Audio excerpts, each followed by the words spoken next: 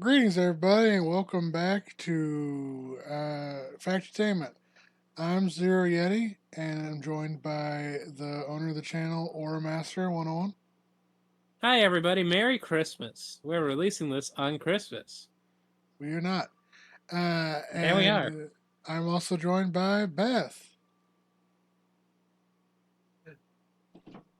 Upside down, sideways, frontward, backwards, 360, skin on skin, living room, bedroom, fridge, And closet, ceiling, this, wall. and we're reviewing Walking with Dinosaurs 2025: The Journey North. So this episode was, for me, it was kind of all right. It is. We should probably talk about the elephant in the room immediately. This is kind of their attempt to remake the movie that they did that bombed so hard it killed the franchise. Big Al? No, the other one. Oh, God, there's So, another one? Walking with Dinosaurs notably made Walking with Dinosaurs movie.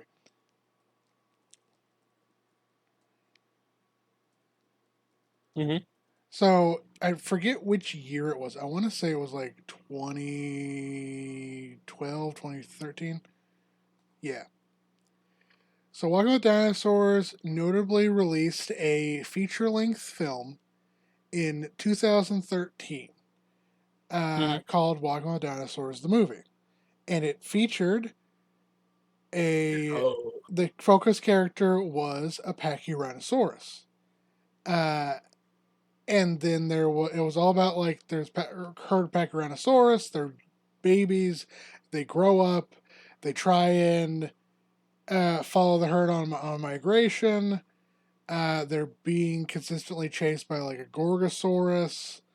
There's Edmontosaurus. There's a Edmontonia. There's a Tony Montana. There's a Alex Ornis, which is like this prehistoric Inianthropine bird that is like the sidekick to the Pachyrhinosaurus. I'm sorry, Bird. the sidekick? Yeah. Yeah, Batman and Robin. Are they voiced by Eddie Murphy or the sidekick? So, yeah. So that's the thing. Apparently, the main character can't be voiced by a black man. Apparently, when the BBC was pitching this as a feature-length film, they partnered with 20th Century Fox, who did not trust it to be just a narrated documentary. So they decided that the dinosaurs needed to talk. Oh my God.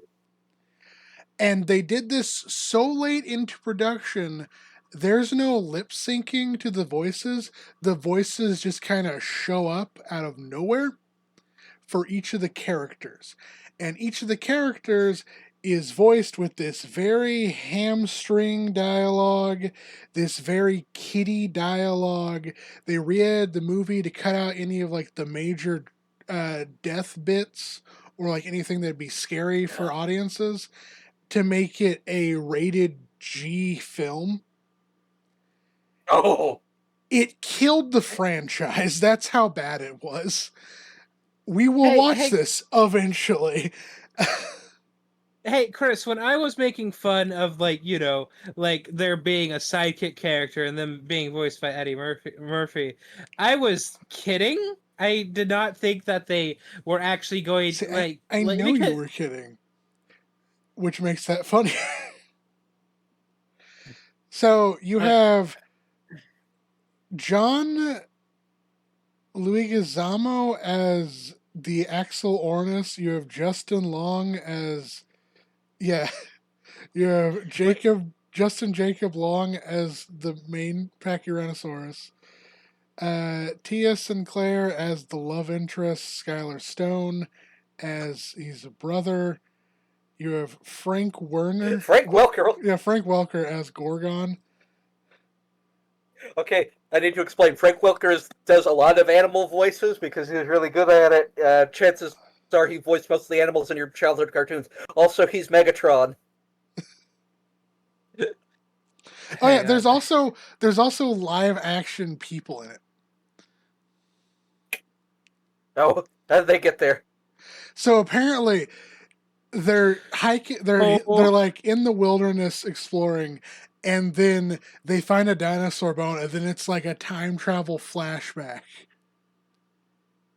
oh Oh yeah, my. Frank Welker's also Scooby Doo. He's always been Scooby Doo and Fred Jones. We're talking about Like Frank. he's Oh, sorry. You say your thing first. Frank Welker. Frank Walker. He's always played Scooby Doo. Sid is the fucking bird. John, I don't know how to say his name. Leguizamo. Leguizamo. His acting credentials include fucking hang on, where uh Sid from Ice Age. Yep. What else? Oh Sorry, yeah, I'm the looking. Walking with Dinosaurs movie has the dubious honor of this. So this is that's a bad here is a better one. This Story of a is girl. Patchy, the main character of the Walking with Dinosaurs movie. It has a hole in its frill. In the movie, that is the result of an injury he suffers as a baby. This design Oh yeah, I have one of those. is the reason the Sinoceratops in the Jurassic World films has holes in its frill. Because when they were planning the Walking with when they were planning Jurassic World, they initially were planning on doing a Pachyrhinosaurus instead of Sinoceratops.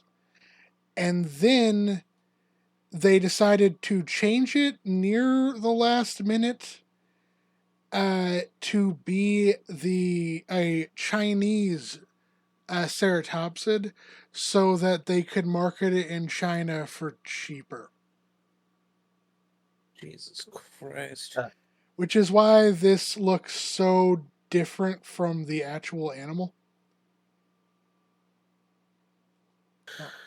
I'm gonna blow a bitch up, I swear to God. Anyway, China. I'm anyway, racist now. you know, global capital and its consequences. I bring this up because basically the journey north is very similar to the Walking with Dinosaurs movie, except obviously condensed down, and it does not have human voices that aren't coming from actual humans. It does have paleontologist voices. Yeah. It isn't bad voice dubs over dinosaurs. Anyway, notably, there's some differences because notably, like a couple of dinosaurs that are in the movie don't show up in this one, and then obviously, like the babies don't grow up. Because they die? Don't spoil the ending, Stag. They go to a farm up north. Up north. This is the Epworth why it's up north. All right. So basically, this episode begins with I believe it's paleontologists finding the remains of a baby Pachyrhinosaurus, and I forget the name of the baby Pachyrhinosaurus. Abel. It's like No, Albie. Does the baby Not Abel. Albie. Albie, yeah. does the baby have a brother named Caney?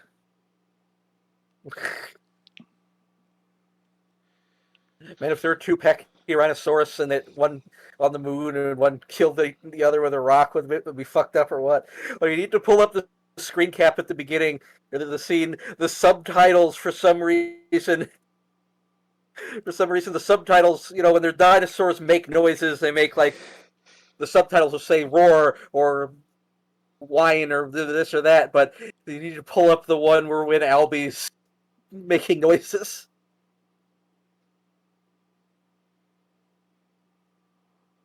It's like, also gonna work. It's gonna work. I don't think it is. On subtitles. God damn it. Okay, so the subtitles go like he scream, he bellow, he whine for no reason. They do it for this dinosaur and none of the other ones. You know what I do for the dinosaurs? What? Die. Oh. Okay. So you have Albie and his mother. We'll actually start off with like a group of Edmontosaurus, because this is the third episode Edmontosaurus show up in. Yeah, and the footage is from the last episode too. Yeah. But basically, you have Albie struggling to keep up with the rest of the herd because he's so young, but his mother like watches out for him. But as And he because like, they're like go ahead. walking up at a 90-degree incline. Yeah.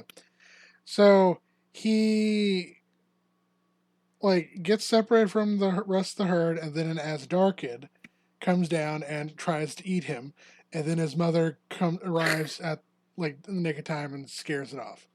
And then we cut to another paleontological segment where they talk about how there's a lot of dinosaur fossils being found in this area.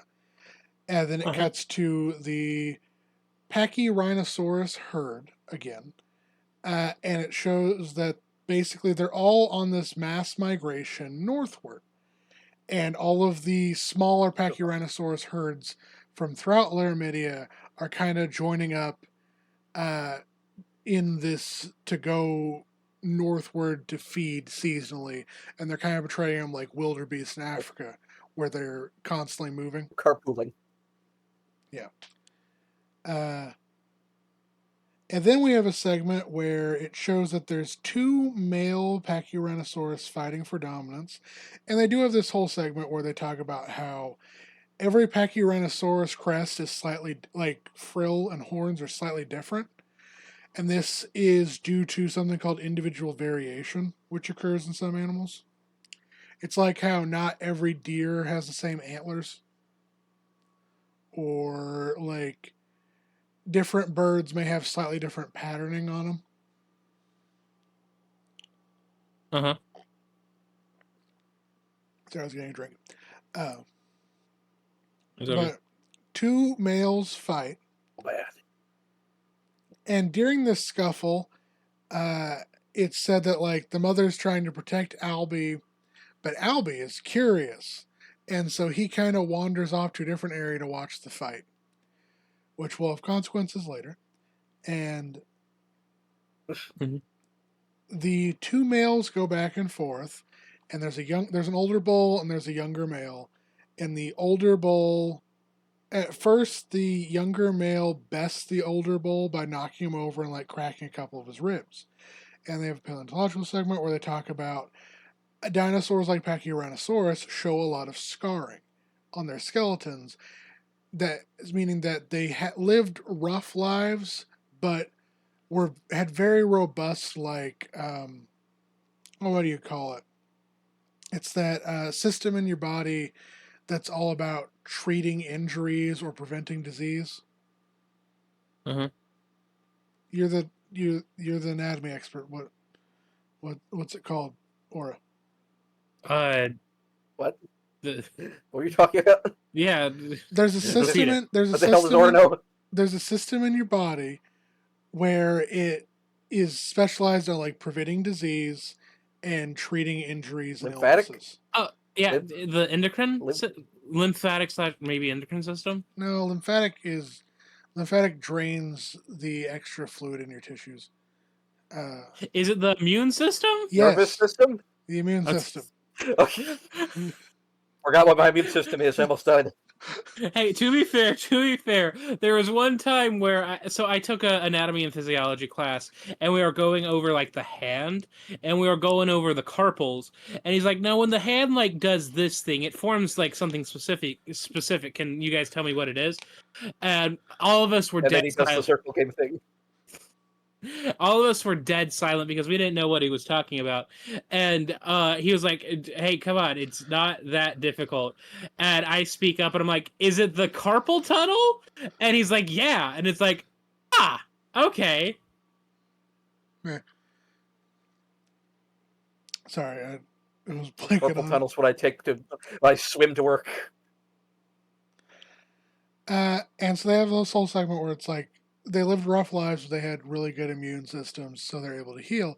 And it shows like a skeleton of a bull, which is presumed to be maybe this old bull, where like some of the ribs had broken and they had rehealed, but they didn't heal along the break and just repair it that way. They kind of like slid up and healed alongside each other, so it looked kind of zigzag a little bit. Mm-hmm. Anyway, Oh, it's brutal. it cuts back to the males fighting, and it looks like the young one has won.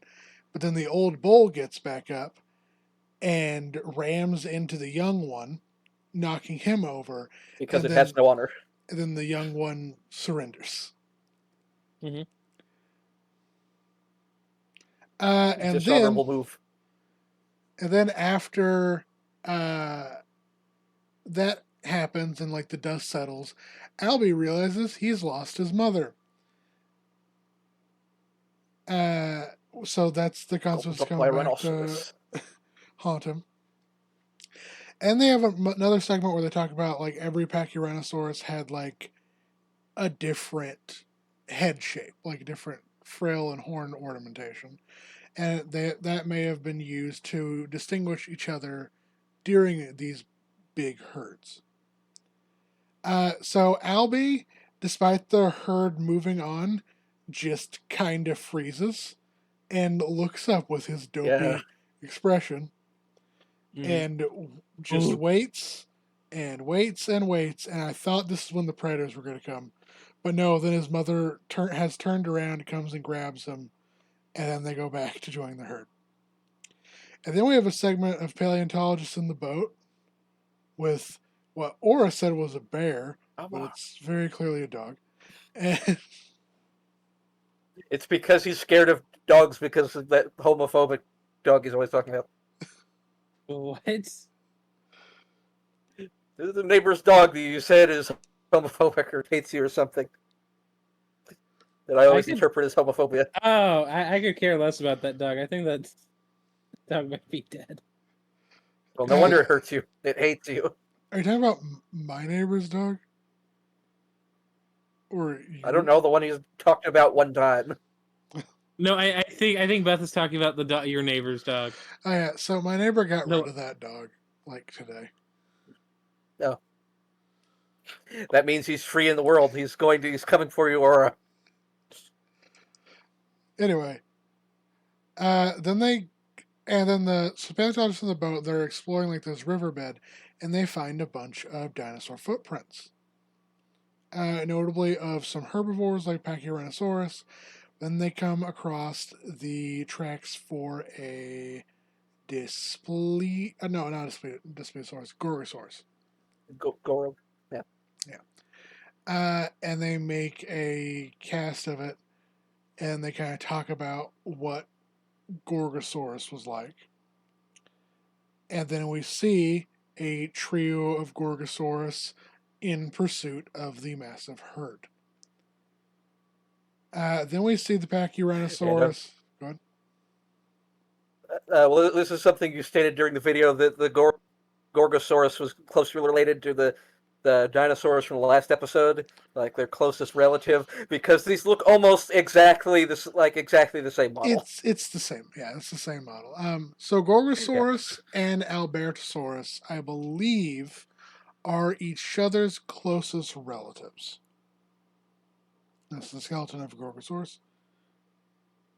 But they conveniently get attacked by these dinosaurs that look exactly like the ones we already have models for.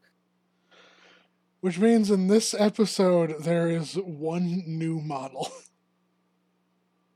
Oh, A nude model. yeah. So what was the nickel joke you were making?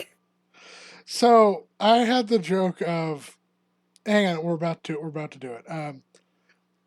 Yeah. So then it cuts to the Pachyrhinosaurus herd in the forest, and they're kind of like eating a bit, exploring around, and then resting for the night. And in the night, Albie wanders out. Albie hears noises and then wanders out and finds a group. And at first, it's like tension because it's like, is it going to be the Gorgosaurus? And it's like, oh no, it turns out that it is. Oh no, they do have Paleontologists up first, and they're describing these bones. And at first, I thought they said, yeah, and this leg is 9 meters. And I was gonna be like, is there some sauropod from Canada that I'm not aware of that lived during the Cretaceous period? No, I was also thinking that. the animal they're talking about. They're talking about the whole total length, and they're working on a leg, but they talked about the entire animal being 9 meters. And they bring up Edmontosaurus, and they go into depth about this is what Edmontosaurus looked like, this is how big it was, what it ate, how it lived in herds. And we kind of get a cool segment of it's an in-depth assessment of Edmontosaurus. This is perfectly fine, except for the fact this is the third time we see Edmontosaurus in the series, and this is the first time we've had a real discussion of what Edmontosaurus looked like. Which is a bit like if you're doing a TV show about like superheroes or whatnot, you discuss a superhero's abilities the third time he shows up in the series after he's already done battle like twice. Like, why? Why? Because of reasons. But the Edmontosaurus, Albie meets them and they're chill because they generally don't see each other as threats. And then the Gorgosaurus arrive. Gorgosaurus. And they start to hunt the Edmontosaurus. Also, it's I dark. feel like the Edmontosaurus showed up to be like the red herring for Albie, so that Albie doesn't just get murked immediately. Yeah. I thought that I'm not angry that Edmontosaurus shows up. I think this would have been the perfect time to introduce another dinosaur, like maybe an ankylosaur, or another hadrosaur that's not Edmontosaurus. But I guess we've already made the Edmontosaurus model. Budget. Yeah, we've already made the Edmontosaurus model, so we're using it. And this is when I made the joke of, if I had a nickel for every time a baby ceratopsid met up with a herd of Edmontosaurus, only for a member of the herd of Edmontosaurus to immediately be hunted and killed by a tyrannosaur in the Walking with Dinosaurs 2025 revival, I would have 2 nickels.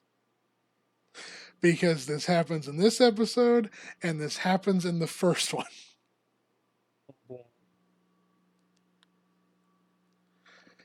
And unlike the first one, that actually shows the T-Rex killing one, it just cuts to black. But then we have a cool section, like a cool segment of the documentary where you see the Pachyrhinosaurus herd under the Aurora Borealis, which is kind of neat. Aurora Borealis? Have we ever thought about cutting to white instead? I like when dinosaurs That was literally out of nowhere. Steamed ham. What? Steamed ham. What, the Aurora Borealis for me saying cut to white after you said cut to black? I didn't say cut to black. What? Yeah, you did. Oh, I did? Alright. You did! Oh, okay. I will not be gaslit! Oh yeah, at no. this It cuts. recording. I said it cuts to black with the thing.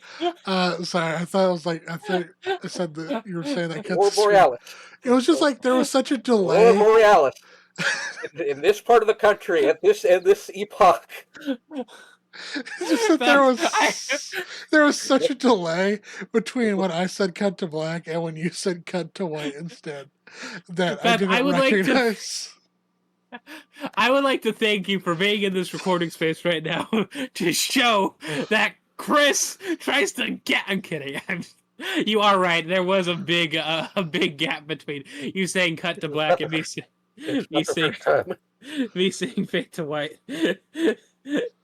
Was But yes, not the the Aurora first time? Borealis. I don't fuck. I'm so sorry. I gotta stop Well, talking. you certainly don't fuck. All right. Anyway, the cool shot of not Edmontosaurus, Pachyrhinosaurus under the Aurora Borealis, which I always think it's neat when they like Well- show prehistoric creatures in the Arctic, because so much of the cultural perception, unless you're like dealing with the Ice Age specifically, of the prehistoric world is like it's a hot tropical jungle, and it's like there was more going on. Then we cut to a paleontological segment where they're talking about fossil plants. And then we cut to a segment where they're at the river, which is apparently like which is either this is their nesting ground or it is very near where their nesting ground is. But they are not alone, and they have been followed by the Gorgosaurus, who separate Albie, but his mom shows up again to save the day. Yeah, Yippee! back against the river. And they tussle with the Gorgosaurus a bit. The I will Gorgosaurus... say, I find it like Go ahead. like all the other ones just sort of back off and like form this perimeter wall, but they don't actually do anything. Like if they all just ran in, they could probably just kill that thing. Yeah, there's 2 Gorgosaurus, but there's like 1, 2, 3, 4, 5, 6, 7, 8. And then there's all the ones up there, like they're completely surrounded. Tell me, Beth, are you familiar with the concept of a Thunderdome? A little, but that doesn't have anything to do with this. Join us next time when we watch all the Mad Max movies, both the good and the bad ones. I mean, Which, to be fair, there's only like 2 bad ones. We already have enough projects on our hands that keep getting pushed back. Anyway, hey, then we cut to, then it says like, but both predator and prey are caught off guard by bigger forces. And then, Beth, what'd you say you thought it was going to be? Oh, I thought it was going to be the meteor impact. No. But then they do this whole segment where they have like I think it's neat that they show like the grid, how a lot of paleontological and archaeological digs will set up a grid where they'll like map out where everything is in a coordinate first before digging, which is neat. yeah, I thought that was cool too. It's so that you, Like Tron Legacy. they do that. So part of it is so that you know where something was found at the site, and part of it is so that when you get it back to a museum and like you're going to re-articulate it, you know where it goes. Mhm. But they talk a lot about how there's all of these fossils in this area, and it's not just Pachyrhinosaurus, it's not just Edmontosaurus, it's not just it's also like Gorgosaurus, and it's all of them together, and there's thousands of fossils. And they literally say like there's a bone bed of almost 10,000 or tens of thousands of individuals, which means this could only be caused by a natural disaster like a flash flood, which they then show the flood coming, but they chicken out before it shows it killing the dinosaurs, which is unfortunate. Now, how am I supposed to know what happened to them? Then we have another paleontological segment where there's a lady paleontologist who's driving to another area, and they say that they found a bunch of bones of very young, like just hatched dinosaurs. And so Baby murder. then they cut back and it's revealed that like, oh, some of the herd managed to survive because the herd was so big, and those likely some of them were on like a hill. Yeah. And so they continue breeding and living. Yeah, the Stig when that happened in the episode, Stig was like, well, yeah, that's kind of obvious. Because they're like leading up to like this shock discovery of, oh, some of these lived. Like, be like, yeah. Like the way they set it up, it was as if they were about to go to some dilapidated shack out in the middle of nowhere, and there's like missing an eye with a big beard. Albie is just It's like, I lived, bitch. Albie, I haven't heard that name in a long time.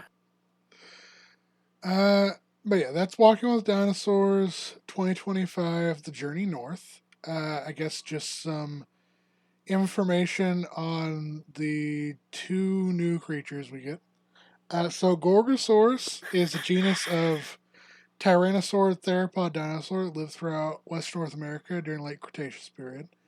It's been found in both the USA and Canada.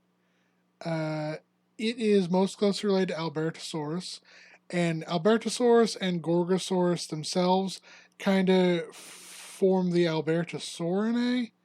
I'm not sure where Displetosaurus shakes out, but their Displetosaurus was also somewhat closely related to them. And so they're lighter built. They're much more built for speed than something like Tarbosaurus or Tyrannosaurus Rex. There is evidence of Gorgosaurus and Albertosaurus both kind of hunting in either packs, or we call it mobs, when groups of animals don't necessarily live together all the time, but they will meet up to like accomplish tasks, specifically hunting a lot of the time. Mob behavior is typically recorded in it's recorded Mob in Psycho 101. some sharks. It's recorded in like cheetahs will do it. Cheetahs will also hunt in packs though. Crocodiles will hunt as mobs. Komodo dragons will hunt as mobs. Some other like mammals will hunt as mobs. Some birds of prey will hunt as mobs. Mm-hmm. Anyway. Gorgosaurus was first described back in 1914, and its name means fierce or terrible lizard. Really bad at its job. They reached around 26 to 30 feet long and weighed around 2 to 3 tons in weight. Mm-hmm. And here's an example of its size and life. Tasty. And then we also have Pachyrhinosaurus. Pachyrhinosaurus is one of my favorite ceratopsids. Probably behind Styracosaurus, to be honest. Although Protoceratops is up there.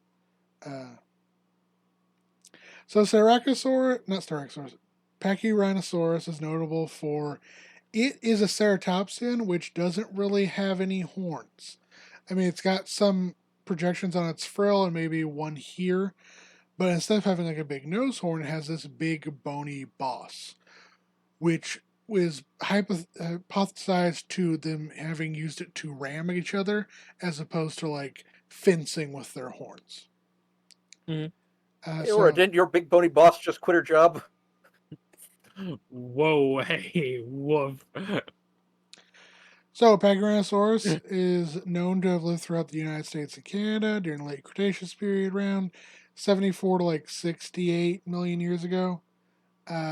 First remains Pachyrhinosaurus, consisting of two partial skulls, were unearthed in the sandy clay of the Horseshoe Canyon Formation, Alberta, Canada, in 1945 and 1946 by Charles Mart Ram Sternberg.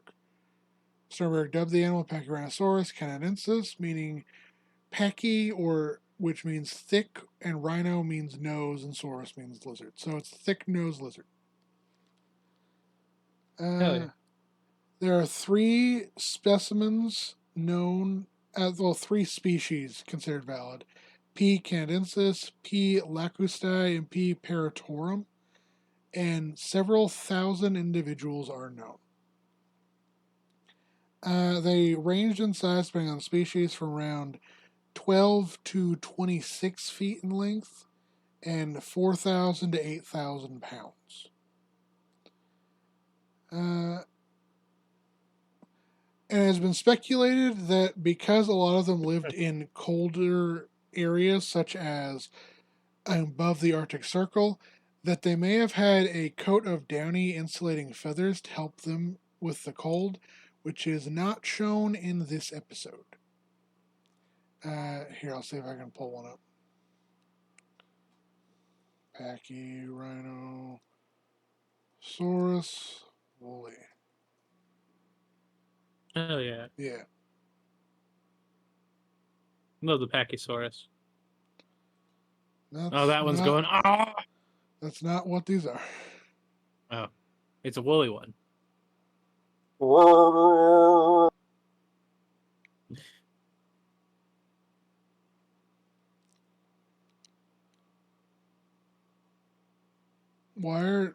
Whatever. Yeah, my dog looks like this. What? Oh, why is it? It's that's. I don't even know what language Is this is. I'm full estate contour. You said you sent it to Ireland, right? It's Your not set VPN? to Ireland anymore. What is it now? Britain. Yeah. Is it French like the dressing? French. One No. orange French. Dressing. French. Tune in next Ranch time is- where we. Tune in next time when French we ranch review dressing, yes. when we review all the types of ranch dressing. We can do that right now. Awful, all of them. Zach, They're all bad. oh my gosh! What? Hang on. Oh, I think Aura just got stabbed. Okay, we're back after Aura tried to Final Destination his brother. God. Aura killed his brother. I did not. Anyway, where do we He's want to dead now. rank the journey north? I mean, how I do want we to feel say about? I honestly thought it was pretty good. I'm trying to remember what the downside I thought I had for it was. It's like maybe other than just chickening out and not showing the results of the flood, or like at this point the paleontology segments are just like bouncing off of or sliding off of my smooth brain. So it's like they're becoming less intrusive. I mean, yeah, this wasn't a bad episode. Just I not think bad. my Like, biggest issue is, yeah, we do introduce Gorgosaurus, but it's just the Albertosaurus model. Mhm. It's Yeah, I guess that would be the main complaint. we gave Band of All the same Brothers shit a here. lot of shit because it was just like two models, and this is basically one new model, mhm. which is Pachyrhinosaurus. I did like this one actually. All right. So I'm thinking Like B. if nothing else, a B. All right. B, yeah. Yeah, I don't know which one of these icons is Band of Brothers. This one. Indeed. Oh. I feel like there was more going on with that than just that, though. Yeah. Yeah, the problem with Band of Brothers is that they didn't fuck at the end. Who's with me? They died. Band of insects. They all died. Hey, Doomed Yowie. Yeah, and all that time they spent dying, they could have spent fucking. Yeah! God, Doomed you're like the Yowie. fucking. You're like those fucking AO3 fandom authors that were like, and when those two mortal enemies were dying in the void, secretly they were doing this the entire time. As Castiel was falling into super hell, he was jerking off the whole time. Anyway, Sorry, what is that? Super hell? Super hell, yeah. from Super hell Supernatural. exists. Yeah. Oh, that's a thing in Supernatural, really? Yeah, Yeah. because regular hell wasn't enough. Oh dear. I mean, technically Marvel has that, but they do it in a way that doesn't sound stupid. Well, yeah, so you see, here's the thing about like a place worse than hell in other media. It's fine because it's like it makes I guess it makes sense in the context. The problem with Supernatural super hell is that it's what's the word? It's Dragon Ball Z rules where like, oh, you just beat Satan. And guess what? Oh, Immortal Hulk. Guess what gets Castiel sent to super hell? Being gay. What? Quite Oh. literally, that's the only reason. But yeah, so Yeah, in Immortal Hulk, they established there's like a one below. There's like this being called One Below All, and its realm is below hell. But it's Oh, yeah. actually intimidating and threatening because Immortal Hulk is a horror comic. But yeah, what was I saying? So like, Supernatural is very like Dragon Ball Z in the fact that whatever they like fight and kill, it doesn't matter at the end of the day because they have to fight and kill something even worse. Like at the first season, it's them tracking down the demon that killed their parents. And then the second season, it was like Satan's right hand woman. Sorry, and then season 3, it was Satan apparently. And they continued And then- somehow for 10 more seasons. Yeah, and It then was Super Hitler.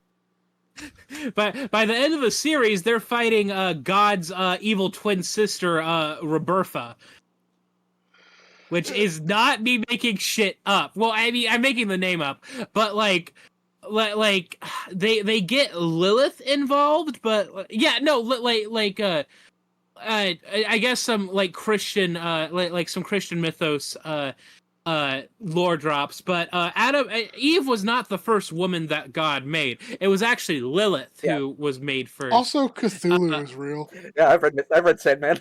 They deal with Cthulhu in the 4th season. Except it's not Cthulhu. I think they're called the Leviathans. Yeah. Yeah, because Leviathans of biblical, or at least it's something from Jewish mythology. I don't know if it's in Christian mythology.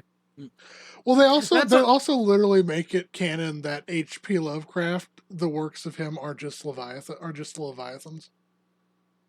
Gross. Yeah.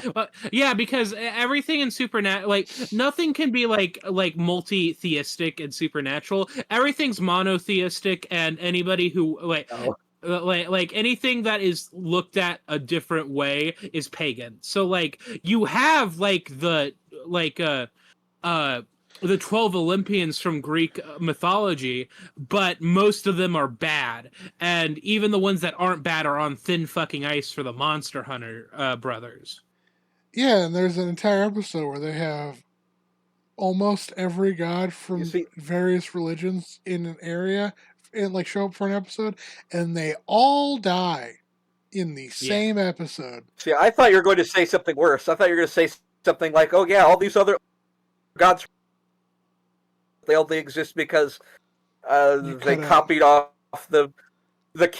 because they copied off of the canonical." How much did I cut off? Quite a bit. Yeah.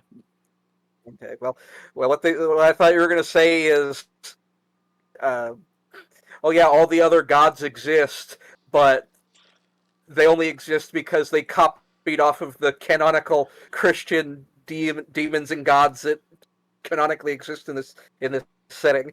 So people saw those and then made their own like god OCs for their religions. No, not quite, but there are several cases of this person from Judeo-Christian. It's folklore at this point because it's not even from like the Catholic or biblical canon at all. It's just these were mentioned vaguely once, maybe in this other book.